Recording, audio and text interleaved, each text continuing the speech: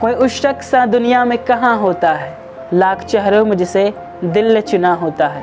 हम तो उस मोड़ पे मोहब्बत के आ गए हैं जहाँ दिल किसी और को चाहे तो गुनाह होता है। जी हाँ दोस्तों, बदलते मौसमों के साथ कभी कभी मिजाज को बदलना भी काफ़ी ज़रूरी हो जाता है, वरना वो कहते हैं ना, गिरगिट की तरह रंग बदलना तो लोग अच्छे से जानते हैं। बातों के सिलसिले को मैं इस और नहीं लेके जाना चाहूँगा, लेकिन इस चीज़ से मैं ज़रूर रोशनी डालना चाहूँगा कि जब कभी हम महफिल में अपनी बातचीत को रखते हैं, बातचीत का जो सिलसिला काफ़ी गर्मजोशी से अगर शुरू किया जाए, उस वाले कंडीशन में कुछ ऐसे एक्सप्रेशन का इस्तेमाल हम कर जाते हैं जैसे कि उसे कमज़ोर शिकार समझने की भूल मत करना। वो इस चीज़ को पाने के लिए आकाश और पाताल एक कर सकता है। उन चीज़ों पर ध्यान मत दो, वो महज मनगढ़ंत बातें हैं। ऐसे एक्सप्रेशन को हम हिंदी में इस्तेमाल तो कर लेते हैं, पर बात जब आती है इंग्लिश की तो प्रॉब्लम काफ़ी बढ़ जाती है। पर आप सबों को घबराने या परेशान होने की ज़रूरत नहीं, बिकॉज आई एम है फॉर यू।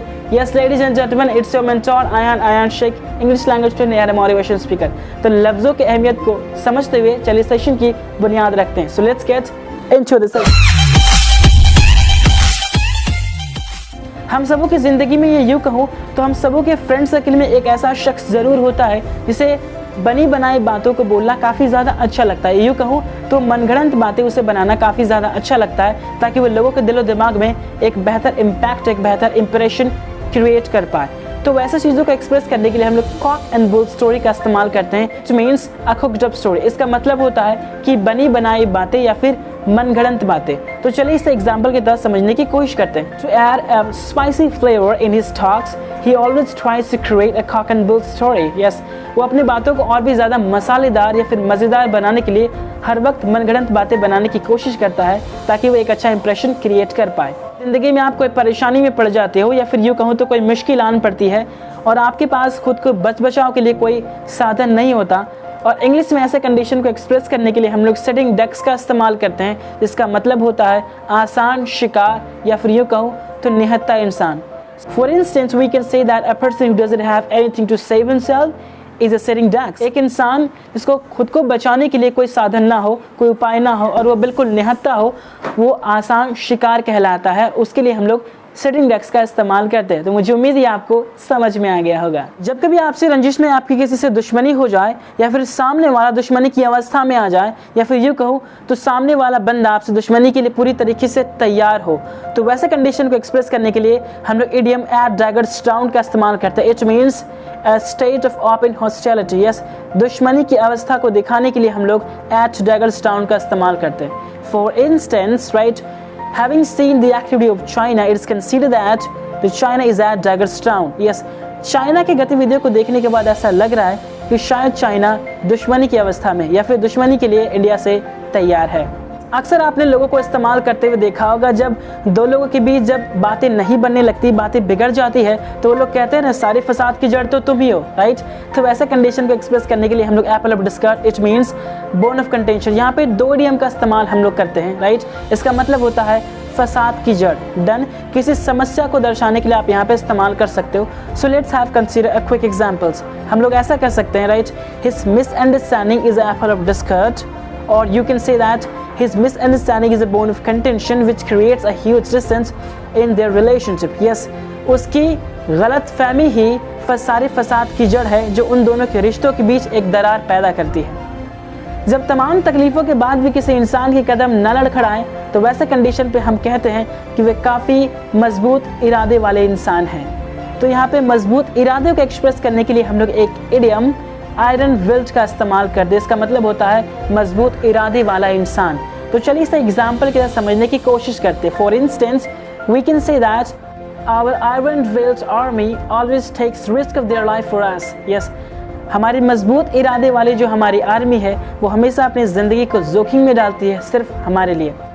यस, अक्सर किसी इंसान की परिस्थिति को देखकर जब हमें उसे नवाजना होता है या फिर अपने राय मशवरे को उसे देना होता है, तो वैसे कंडीशन में हम कहते हैं ना कि तुम्हें घबराने की ज़रूरत नहीं, हालातों पे काबू पाना सीखो। तो इंग्लिश में ऐसे कंडीशन को एक्सप्रेस करने के लिए हम लोग एक idiom to be in the driving seat का इस्तेमाल करते हैं। इसका मतलब होता है हालातों पे काबू पाना। तो चलिए इसे हम लोग सीखते हैं एक एग्जाम्पल के तहत। हम ऐसा कह सकते हैं, A man should always try to be in the driving seat whether he is in a tight corner or not. Yes, एक इंसान को हमेशा हर परिस्थिति में हालातों पे काबू पाना सीखना चाहिए, भले वो कितनी बुरी स्थिति में क्यों ना हो। जब हमें ज़िंदगी में कामयाब होना है या फिर कोई बड़ी उपलब्धि को हासिल करना होता है और इसके मुकाबले हमारी मेहनत बिल्कुल ना के बराबर होती है, तो अक्सर लोग हमसे ये कहते हैं कि तुम्हारे अंदर जिद तो है चांद को पाने की, पर इसके मुकाबले तुम्हारी मेहनत ना के बराबर। एग्जैक्टली चांद को पाना एक इडियम है और इसका मतलब होता है किसी बड़ी उपलब्धि को, किसी बड़ी चीज़ को या फिर बड़ी कामयाबी को पाने की जिद रखना, पर मेहनत ना के बराबर करना। और इंग्लिश में ऐसे चीज़ों को एक्सप्रेस करने के लिए हम लोग क्राइंग फॉर द मून का इस्तेमाल करते हैं। एग्जैक्टली तो चलिए इसे हम एग्जाम्पल की तरह समझने की कोशिश करते हैं। Right, without being dedicated in your life, if you are thinking that you would become an IAS, it's just nothing, only you are crying for the moon. ये ज़िंदगी में बिना डेडिकेटेड हुए अगर आपको ये लगता है कि आप एक IPS बन सकते हो, तो ये सिर्फ और कुछ नहीं, ये फिर एक चांद पाने की चाह है। यस, ये चांद के लिए रोना है। ये एक ऐसा कंडीशन है जो आपके सपने तो बहुत बड़े हैं, लेकिन उसके लिए मेहनत बिल्कुल ना के बराबर है, जो लगभग ऑलमोस्ट इम्पॉसिबल है।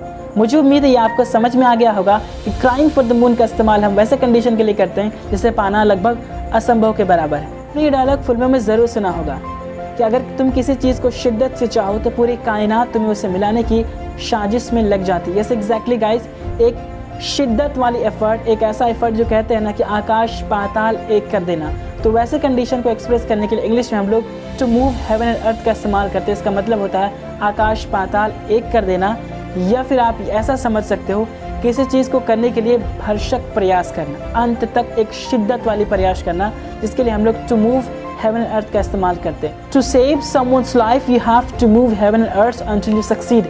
जब आपको किसी की ज़िंदगी बचानी हो ना, तो तुम्हें आकाश पाताल एक कर देना होता है जब तक तुम इस चीज़ में कामयाब ना हो जाओ। मुझे उम्मीद है to move heaven and earth आपको ये चीज़ समझ में अच्छे से आ गया होगा कि इसका इस्तेमाल किस कंडीशन को एक्सप्रेस करने के लिए करते हैं। राइट, हमारा आज का एपिसोड जिसमें मैंने आपको सिखाने की कोशिश की अलग अलग तरीके से इडियम एंड फ्रेजेस, और साथ ही साथ मैंने आपको ये बताया कि इस इडियम एंड फ्रेजेस का इस्तेमाल आप कैसे कंडीशन को एक्सप्रेस करने के लिए कर सकते हैं। और मैं इस बात की उम्मीद भी करता हूँ कि जब अगली बार ऐसे कंडीशंस पे अगर आप फंसते हो तो नो डाउट आप ऐसे चीज़ों का इस्तेमाल करोगे ताकि ये चीज़ आपके टंग में बैठ जाए। तो चलिए अब बारी है पिछले अनाउंसमेंट्स को अनाउंस करने के लिए। जैसा कि पिछले वाले वीडियो में मैंने आपको 5 सवाल दिए थे और काफ़ी लोगों ने काफ़ी अच्छी तरीके से कोशिश भी की और काफ़ी हद तक कामयाब भी रहे सारे सवालों के आंसर्स करेक्टली देने के लिए। चलिए वो घड़ी आ गई है जहाँ मैं अनाउंस करने वाला हूँ आप सभी के रिजल्ट्स। आखिर देखते हैं कि टॉप 3 में किनका बेहतरीन परफॉर्मेंस रहा है। तो सबसे पहले मैं बात करूँ कि आपका स्क्रीनशॉट यहाँ पे नज़र आ रहे होंगे स्क्रीन पे। राइट, किन किन लोगों ने पार्टिसिपेट किया। टोटल आंसर जो हमारे पास आए हैं वो है 10 लोगों का। राइट, तो मैं आपको उन लोगों के नाम ज़रूर बताना चाहूँगा। वो कुछ इस तरीके से हैं। सबसे पहला है यस मिस तनु, दूसरा मणिकांत सिंह सिसोदिया, आशीष कुमार, सत्यम Tiwari, Rahul Kumar, yes Tarana Praveen, Vikram Kumar Singh, Ashish अशकुर, Shifa Rahman and Pramanand. ये थे हमारे 10 कंटेस्टेंट, ये 10 स्टूडेंट जिनका आंसर पिछले वाली वीडियो को देखने के बाद आया। राइट, अब जितने भी लोगों ने आंसर दिए अब उन चीज़ों को समझने की कोशिश करते हैं, उसके बाद मैं आपको बताऊंगा। फाइन, वीडियो को देखने के जस्ट 4 मिनट के बाद कुछ लोगों का आंसर आया। उसमें सबसे पहला नाम है मिस तनु का, दूसरा नाम है यस मणिकांत और तीसरा नाम है आशीष कुमार। यस, ये टॉप 3 हैं जिन्होंने वीडियो को देखने के बाद सबसे पहले और काफ़ी कम वक्त में इन्होंने आंसर देने की कोशिश की। राइट, अब मैं बारी बारी से सभी के स्कोर में आपको बताता हूँ कि 5 में से किन लोगों का कितना जवाब सही और कितना गलत। तो सबसे पहले आंसर देने वाले हैं मिस तनु और उन्होंने अटेम्प्ट किया 5 क्वेश्चंस और 5 क्वेश्चंस में उनका सही है टोटल 4। उसके बाद अटेम्प्ट हुआ मणिकांत सिंह सिसोदिया, इन्होंने भी काफ़ी हद तक कोशिश की, लेकिन मैं अनफॉर्चुनेटली मैं ऐसा कह सकता हूँ कि इनके जवाब उस हद तक या फिर ये कहूँ तो पूरी तरीके से सही नहीं है। तो इस एपिसोड में उनका स्कोर 0 के बराबर। उसके बाद आंसर आया आशीष कुमार का, इन्होंने 5 अटेम्प्ट किए और 5 में से इनका भी वो सक्सेस लेवल तक टच नहीं कर पाए। आसान शब्दों में इनका भी स्कोर नहीं रहा। उसके बाद सत्यम तिवारी जी, इन्होंने 5 क्वेश्चंस में से 1 का सही आंसर दिया। उसके बाद राहुल कुमार, इन्होंने भी 5 क्वेश्चंस को अटेम्प्ट किए पर आंसर कोई भी प्रॉपर वे में सही नहीं था, कहीं ना कहीं किस तरीके से गलत हो जा रही थी। उसके बाद मैं बात करता हूँ यस तराना प्रवीण, इन्होंने 5 क्वेश्चंस को अटेम्प्ट किया और बेसिकली इनका जो जवाब आया है काफ़ी सराहनीय है। इन्होंने 4 सवालों के जवाब बिल्कुल सही तरीके से दिए। राइट, और नेक्स्ट है विक्रम कुमार सिंह, इन्होंने भी 5 क्वेश्चंस का जवाब देने की कोशिश की लेकिन उसमें से 1 सही रहा। नेक्स्ट है हमारा आशीष अशकुर, इन्होंने भी 5 सवालों के आंसर्स दिए लेकिन अनफॉर्चुनेटली बदकिस्मत से राइट इनके कोई भी जवाब सही नहीं रहे। अब नए कंटेस्टेंट है शिफा रहमान। यस, इन्होंने आंसर देने के लिए 1 दिन का वक्त भी लिया और काफ़ी हद तक ये कामयाब भी रहे। काफ़ी आंसर्स लगभग सही है, लेकिन अगर मैं पूरे करेक्ट की मैं बात करूं राइट तो इनका एक जवाब सही है। और अल्टीमेटली जो जवाब आया है वो है हमारे परमानंद सर का। यस, परमानंद ने भी 5 सवालों के आंसर दिए, लेकिन उसमें से 4 गलत है, या यूँ कहूँ तो एक आंसर इनका सही। अब हम लोग देखते हैं टॉप स्कोर्स में। तो यहाँ पे आप देखोगे कि जिनका टाइप हुआ है डन वो है मिस तनु, और next is yes Tarana Praveen. Miss Tanu ने भी स्कोर किया है 4 और तराना प्रवीण इनका भी आया है स्कोर 4। अब इन दोनों के बीच टाई है। और नेक्स्ट है यहाँ पे 4 लोग ऐसे हैं जिनका नंबर 1-1 आया है। उसमें है सबसे पहले नंबर पे सत्यम तिवारी जी, दूसरा विक्रम कुमार सिंह, तीसरा हमारा शिफा रहमान और चौथा हमारा है परमानंद। यस, ये 4 ऐसे लोग हैं जिनका आपस में इन्हें टाइप रहा, वो इसलिए क्योंकि इन सभी के जवाब 1-1 आए हैं। इससे पहले कि मैं रिजल्ट अनाउंस करूं कि कौन फर्स्ट, सेकंड, थर्ड, फोर्थ के रैंक पे आया है, मैं आपको कुछ गलतियां बताना चाहूँगा कि बहुत लोगों ने आखिर मिस्टेक किस किस चीज़ों में किया है। दोज पर्सन का जो इस्तेमाल किया गया है, अमंग दोज यहाँ पे एक प्लूरल टर्म इस्तेमाल होता है, इसके बाद आपको वो एक प्लूरल टर्म भी इस्तेमाल करना पड़ेगा। तो दोज के बाद आपको पीपल रखना था, इस वजह से यहाँ पे जिनका भी है वो गलत हुआ है। नेक्स्ट चीज़ मैं आपको बार बार बता रहा था कि जब भी आप इस चीज़ का इस्तेमाल करोगे he was the same man that, तो दैट के बाद पहले आपको मालूम है कि जब भी द सेम का इस्तेमाल होगा तो इसके बाद हु आप इस्तेमाल नहीं करते हो, रिलेटिव प्रोनाउन में दैट का इस्तेमाल होता है। और दैट के ठीक बाद हम लोग वर्ब के सेकंड फॉर्म का इस्तेमाल करते हैं। तो जिन्होंने लिखा है दैट स्टोलन वो बिल्कुल गलत है, क्योंकि स्टोलन हमारा वर्ब का थर्ड फॉर्म है, हमें इस्तेमाल करना था सेकंड फॉर्म ऑफ वर्ब। तो दैट स्टोल यहाँ पे होगा, ना कि स्टोलन होगा। ये चीज़ आपको समझ में आ गया होगा राइट। आंसर्स आप सभी लोग मिला लेंगे। यस, ये वही इंसान था जिसने मेरे पैसे चुराए थे, इसका मतलब यस। तो इसका ट्रांसलेशन कुछ इस तरीके से होता है, he was the same man right, या फिर he was the same person that stole my money. Done. इसके बाद मैंने आपसे ये सवाल पूछा था कि तुम पैसों से तो अमीर हो पर दिल से गरीब हो, तो इसका कुछ इस तरीके से होता है, you are rich by money but poor by heart. मुझे उम्मीद ये चीज़ आपको समझ में आ गया होगा।